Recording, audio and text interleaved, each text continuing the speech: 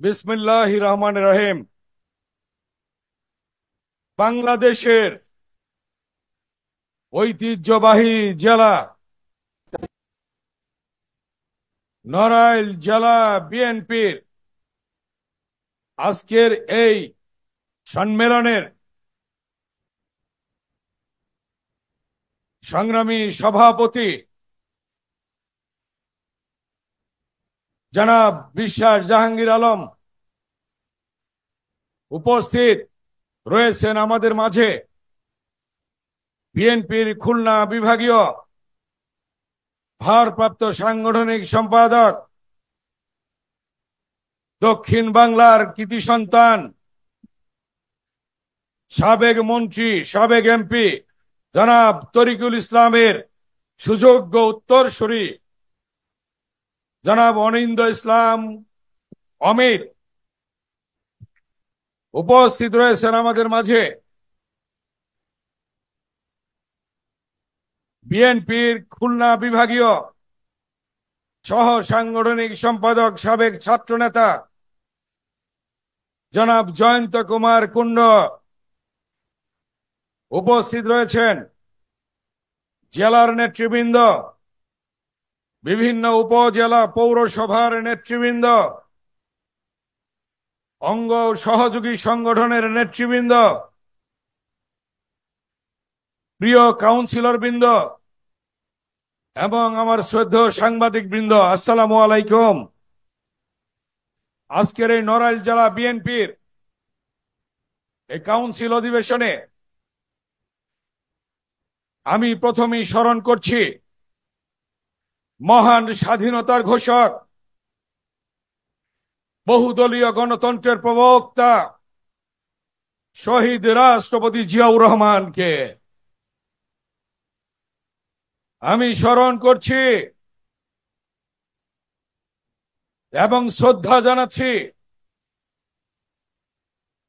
দীর্ঘ 9 বছর স্বৈরাচার বিরোধী গণতান্ত্রিক আন্দোলনে রাজপথে আপোষহীন ভূমিকা রেখে গণতন্ত্র পুনরুদ্ধার করেছেন। আজকে অসুস্থ, লন্ডনে চিকিৎসাধীন আছেন আমাদের প্রাণপ্রিয় নেত্রী, 3বারের প্রধানমন্ত্রী দেশ নেত্রী বেগম খালেদা জিয়াকে। আমি আজকে স্মরণ করছি এবং শ্রদ্ধা জানাচ্ছি যার দিক নির্দেশনায় আজকের এই কাউন্সিল অনুষ্ঠিত হতে যাচ্ছে, যার পরামর্শে প্রতিটি কাজ আমরা করছি। বিএনপির ভারপ্রাপ্ত চেয়ারম্যান, বিচক্ষণ, অত্যন্ত সুযোগ্য শহীদ রাষ্ট্রপতি জিয়াউর রহমান এবং দেশনেত্রী বেগম খালেদা জিয়ার সুযোগ্য সন্তান আজকের এই কাউন্সিল অধিবেশনের প্রধান অতিথি জনাব তারেক রহমানকে আমরা শ্রদ্ধার সাথে স্মরণ করছি।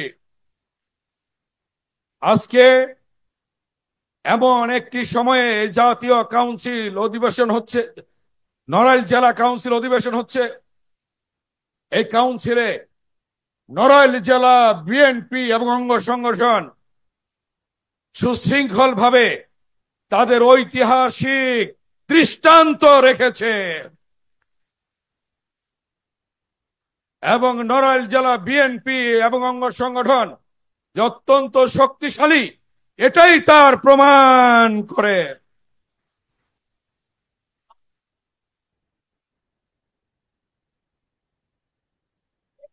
দীর্ঘ 16 বছর আন্দোলন করে আমরা অনেক সময় সম্মেলন করতে পারিনি। জনাব তারেক রহমানের নেতৃত্বে আন্দোলন হয়েছে। সর্বশেষ আপনারা দেখেছেন, এখনো আমরা পাইনি আমাদের ইলিয়াস আলীকে। গুম হয়েছে ইলিয়াস আলী, চৌধুরী আলম গুম হয়েছে, ছাত্রনেতা সুমন গুম হয়েছে, শত শত নেতাকর্মী গুম হয়েছে, শহীদ হয়েছে। সর্বশেষ ছাত্র জনতার আন্দোলনের মধ্য দিয়ে তাদের রক্তের বিনিময়ে আজকে আমরা পেয়েছি নতুন বাংলাদেশ। যারা দীর্ঘ 16 বছরে আন্দোলন করে যারা শহীদ হয়েছে, এবং সেই 52-এর ভাষা আন্দোলন থেকে 62-র শিক্ষা আন্দোলন, 69-এর গণ অভ্যুত্থান, 71-এর মুক্তিযুদ্ধ, 90-এর স্বৈরাচার বিরোধী আন্দোলন, জুলাই আগস্টের আন্দোলনে যারা শহীদ হয়েছে তাদের সকলের আত্মার প্রতি আমরা শ্রদ্ধা জানাচ্ছি। এবং আজকের এই সম্মেলন প্রমাণ করবে আগামী দিনে বাংলাদেশে গণতান্ত্রিক সরকার হবে ইনশাআল্লাহ।